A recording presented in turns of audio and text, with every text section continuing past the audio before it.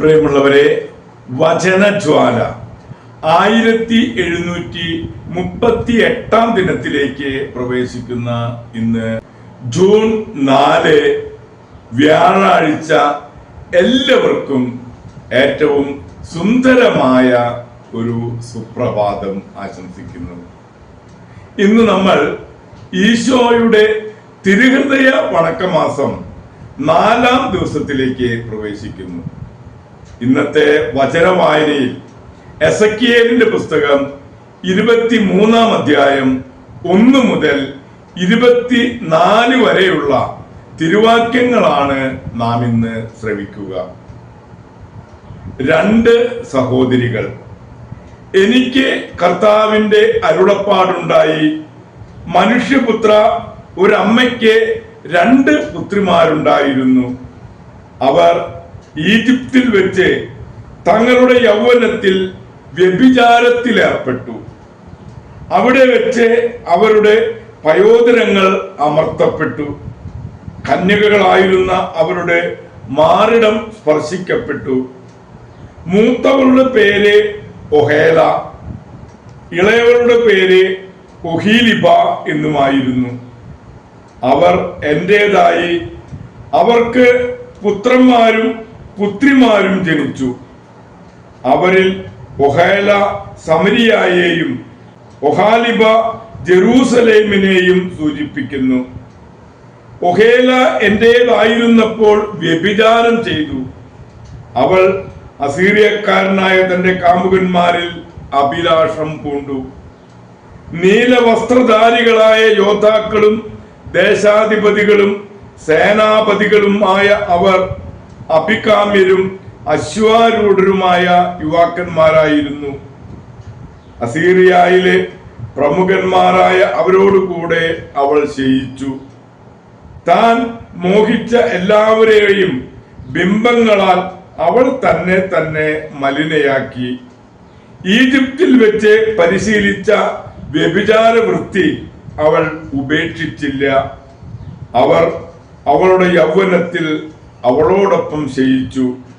കന്യകയായ അവളുടെ പയോദരങ്ങൾ അമർത്തി. അവർ തങ്ങളുടെ വിഷയാസക്തി അവരിൽ ചൊരിഞ്ഞു. ആകയാൽ അവൾ അത്യന്തം മോഹിച്ച അവളുടെ കാമുകന്മാരായ അസീറിയക്കാരുടെ കരങ്ങളിൽ അവളെ ഞാൻ ഏൽപ്പിച്ചു കൊടുത്തു. അവർ അവളുടെ നഗ്നത അനാവരണം ചെയ്തു. അവർ അവളുടെ പുത്രന്മാരെയും പുത്രിമാരെയും പിടിച്ചെടുക്കുകയും അവളെ വാളിനിരയാക്കുകയും ചെയ്തു. ന്യായവിധി അവരുടെ മേൽ നടപ്പിലാക്കി കഴിഞ്ഞപ്പോൾ അവൾ സ്ത്രീകളുടെ ഇടയിൽ ഒരു പഴമൊഴിയായി മാറി. അവളുടെ സഹോദരി ഒഹാലിബ ഇത് കണ്ടു. എന്നിട്ടും വിഷയാസക്തിയിലും വ്യഭിചാരത്തിലും തന്റെ സഹോദരിയേക്കാൾ വഷളായിരുന്നു അവൾ. അസീറിയക്കാരെ അവളും അത്യന്തം മോഹിച്ചു. സ്ഥാനപതികൾ, സേനാപതികൾ, പടക്കോപ്പണിച്ച യോദ്ധാക്കൾ, അശ്വാരൂഢരായ യോദ്ധാക്കൾ എന്നിങ്ങനെ ആരും ആഗ്രഹിക്കുന്ന യുവത്തിടമ്പുകളെ അവളും മോഹിച്ചു. അവൾ അശുദ്ധയായി എന്ന് ഞാൻ കണ്ടു. അവർ ഇരുവരും ഒരേ മാർഗമാണ് സ്വീകരിച്ചത്. എന്നാൽ ഇവർ തന്റെ വ്യഭിചാര വൃത്തി ഒന്നുകൂടി വിപുലമാക്കി. ചുവരുകളിൽ സിന്ദൂരം കൊണ്ട് വരച്ച കൽദായ പുരുഷന്മാരുടെ ചിത്രങ്ങൾ അവർ കണ്ടു. അരപ്പട്ട കൊണ്ട് അരമുറുക്കി തലയിൽ വർണ്ണശബളമായ തലപ്പാവു ചുറ്റി കൽദായ നാട്ടിൽ ജനിച്ച ബാബിലോണിയക്കാരെ പോലെ കാണപ്പെടുന്ന വീരന്മാരുടെ ചിത്രങ്ങൾ. അവ കണ്ടപ്പോൾ തന്നെ അവൾ അവരെ അത്യന്തം മോഹിച്ചു. അവൾ കൽദായിൽ അവരുടെ സമീപത്തേക്ക് യൂതന്മാരെ അയച്ചു. അവളോട് തിശയിക്കാൻ ബാബിലോണിയക്കാർ വന്നു. അവർ അവളെ വിഷയാസക്തി കൊണ്ട് മലിനയാക്കി. അതിനുശേഷം അവൾക്ക് അവരോട് വെറുപ്പ് തോന്നി. അവൾ പരസ്യമായി വ്യഭിചാരം ചെയ്യുകയും നഗ്നത തുറന്നു കാട്ടുകയും ചെയ്തപ്പോൾ അവളുടെ സഹോദരിയോടെന്ന പോലെ അവളോടും എനിക്ക് വെറുപ്പായി. എന്നിട്ടും ഈജിപ്തിൽ വ്യഭിചാരവൃത്തി നടത്തിയ യൗവനകാലത്തെ അനുസ്മരിപ്പിച്ചുകൊണ്ട് അവൾ കൂടുതൽ കൂടുതൽ വ്യഭിചരിച്ചു. കഴുതകളേടുതുപോലെയുള്ള ലിംഗവും കുതിരകളേടുതുപോലെയുള്ള ബീജശ്രവണമുള്ള തന്റെ ചാരന്മാരെ അവൾ അമിതമായി കാമിച്ചു. ഈജിപ്തുകാർ മാറിടത്തിൽ അമർത്തുകയും ഇളം സ്തനങ്ങളെ ലാളിക്കുകയും ചെയ്തുകൊണ്ട് നിന്റെ നിത്യ യൗവനത്തിലെ വിഷയലമ്പടത്വം നീ കൊതിച്ചു. അതിനാൽ ഒഹാലിബ, ദൈവമായ കർത്താവ് അരുളി ചെയ്യുന്നു, നീ വെറുത്ത നിന്റെ കാമുകന്മാരെ ഞാൻ നിനക്കെതിരെ ഇളക്കിവിടും. എല്ലാ വശങ്ങളിൽ നിന്ന് അവരെ ഞാൻ കൊണ്ടുവരും.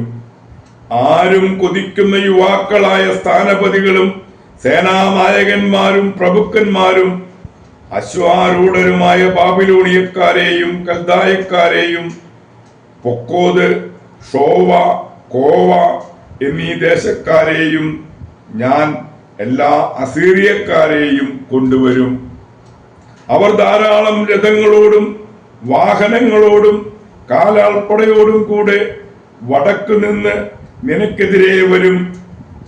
അവർ കവചവും പരിചയും പടത്തൊപ്പിയും ധരിച്ച് നിനക്കെതിരെ അണിനിരക്കും. ന്യായവിധി ഞാൻ അവരെ ഏൽപ്പിക്കും.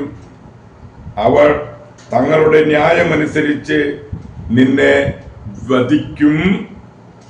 ദൈവത്തിന്റെ തിരുവചനമാണ് നാം ശ്രവിച്ചത്. പ്രിയമുള്ളവരെ, ആഗോള കത്തോലിക്ക സഭയിൽ ഇന്ന് വിശുദ്ധ ഫ്രാൻസിസ് കരാച്ചിയോളയെ അനുസ്മരിക്കുന്ന പൊൻസുദിനം. മാമോദിസ പേരെ അസ്കാനിയ.